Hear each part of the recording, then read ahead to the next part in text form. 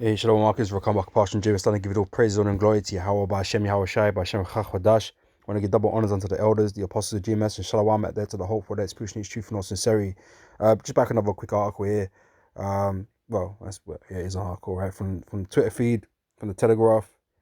It says Netherlands to compulsory purchase and close up to 3,000 farms to comply with EU environmental rules.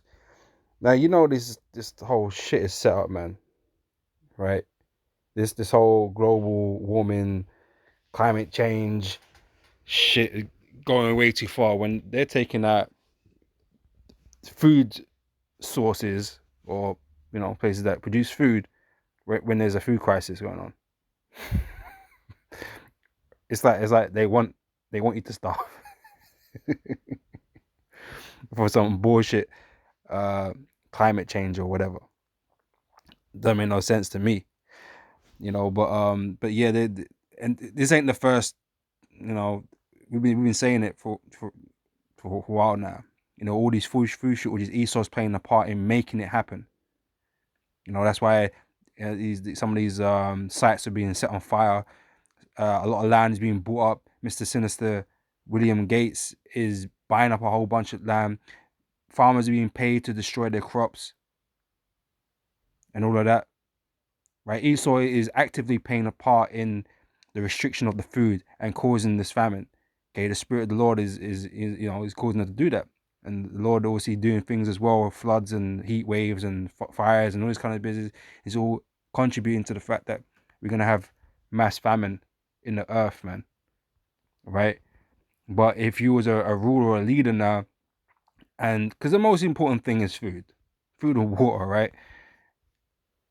You wouldn't make these types of decisions, man. These decisions are uh not helping. These decisions are only gonna make things worse going down the line. All right. This is Netherlands to close up to 3,000 farms to comply with EU rules. So the government tries to cut down on nitrogen pollution in a move to reignite tensions with farmers who say the industry is unfairly targeted. But it's being targeted because it's going to play a massive role in the famine, man, in restricting the food sources, food supplies, pushing up the prices, pricing people out, causing people to take the MOTB. That's what they're doing, right? So I can't read the whole thing, but that's what they're doing. Okay, he's being the devil, all right? And that's just what's going to happen, right? It's Ecclesiastes chapter 12, verse 4, and the door shall be shut in the street when the sound of the grind is low, and he shall rise up at the voice of the bird, and all the daughters of music shall be brought low, right? I said these farmers are getting cut off, man. All right? They're getting cut off. They ain't grinding shit. What's the scripture I'm thinking about?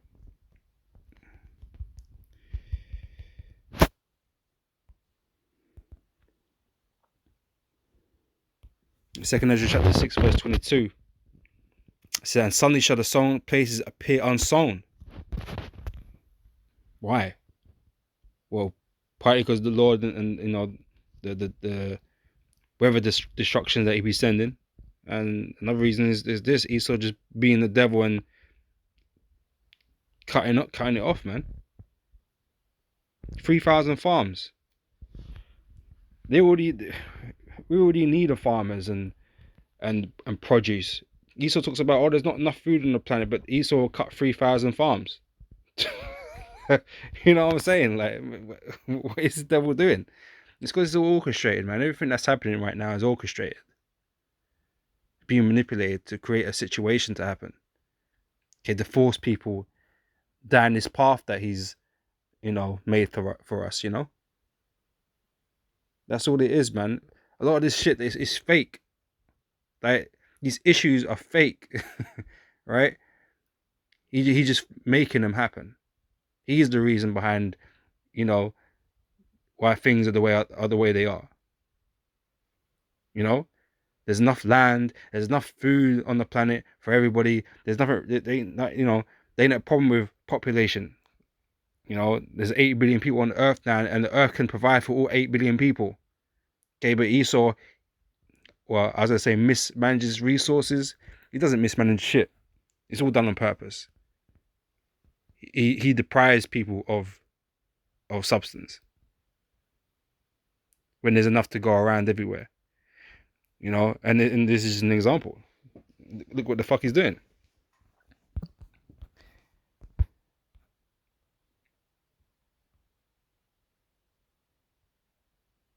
In 2nd Ezra chapter 15, verse 19, and a man shall have no pity upon his neighbor, but shall destroy their houses with the sword and spoil their goods because of the lack of bread and for great tribulation. That is what is going to be happening, man. People are going to go out rioting on the streets. As it says here, verse 16 says, for there shall be sedition among men, right? It's going to be chaotic out here, man, because everything's going to break down, right? People are going to be hungry. People are going to be cold. People are going to be pissed off. All right, this judgment, or these judgments, man, is a whole bunch of things wrapped together. Okay, it's not one problem that you're going to be dealing with, man. Most High got you dealing with everything at the same time as this place collapses, right? And it's going to create complete chaos out here. Okay, life is going to be changed dramatically.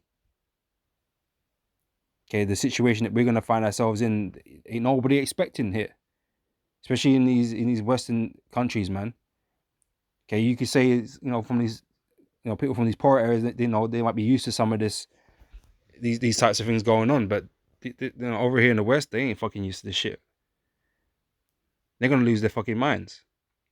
But this is a whole parts of the uproars of the people in the world. It's all, uh, accumulating, right, to bring around this situation. Okay.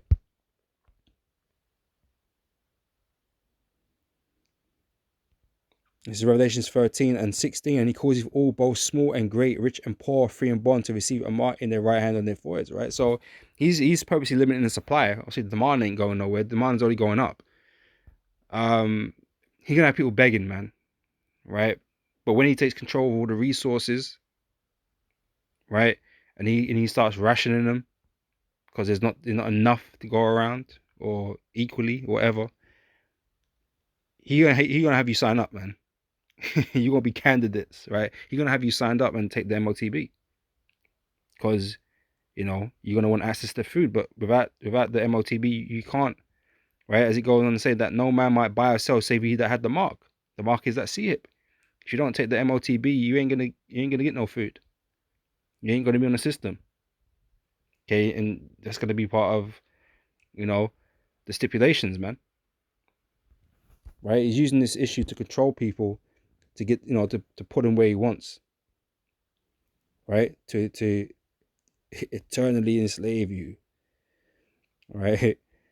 So he thinks. Right? And I'll get this example from Genesis 47. Okay, when there was a great famine in the land of Egypt. Right? Except for Esau playing the part in causing it to happen. Right? But he knows, he knows these scriptures, right? And when that year was ended, they came unto him a second year and said unto him, we will not hide it from my Lord, how that our money is spent. My Lord also have our herds of cattle. There is aught left in the sight of my Lord, but our bodies and our lands.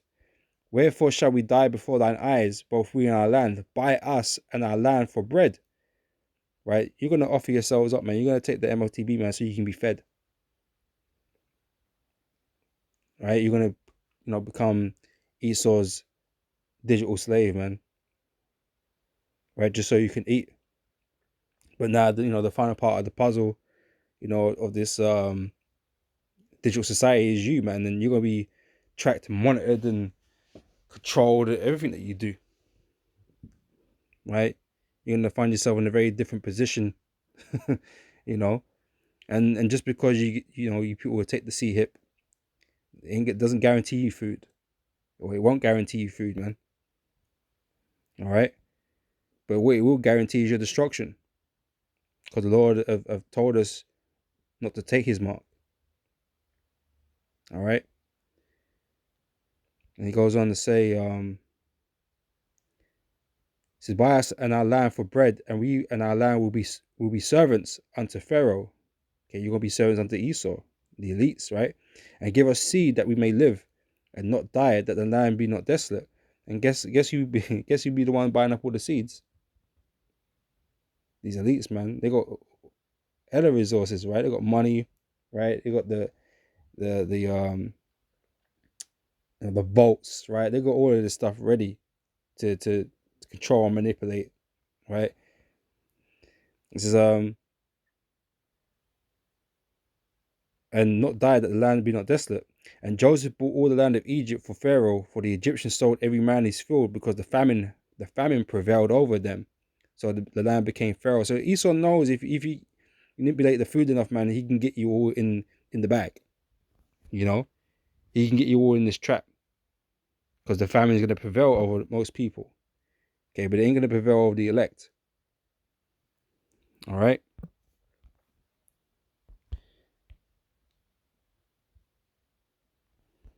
We'll close up with this. 2 Ezra chapter 16, verse 17 says, woe is me, who will deliver me in those days? The beginning of sorrows and great mournings, the beginning of famine and great death. That's all being prepared right now. Like I said, the judgment of the Lord is going to be multifaceted, man. Okay, there ain't going to be anywhere where you can say, oh yeah, it ain't that bad. Okay, it's going to get bad. Everywhere you go, everywhere you turn. All right? The beginning of famine and great death, the beginning of wars, and the powers shall stand in fear. The beginning of evils, what shall I do when these evils shall come? Behold, famine and plague, tribulation and anguish are sent as scourges for amendment. But for all these things they shall not turn from their wickedness, nor be always mindful of the scourges. Behold, victuals shall be so good cheap upon earth that they shall think themselves to be in good case. So you've taken shit for granted all this time. Okay, but now things are going to change dramatically, man, and you ain't prepared for it. So then even then shall evils grow upon earth, sword, famine, and great confusion.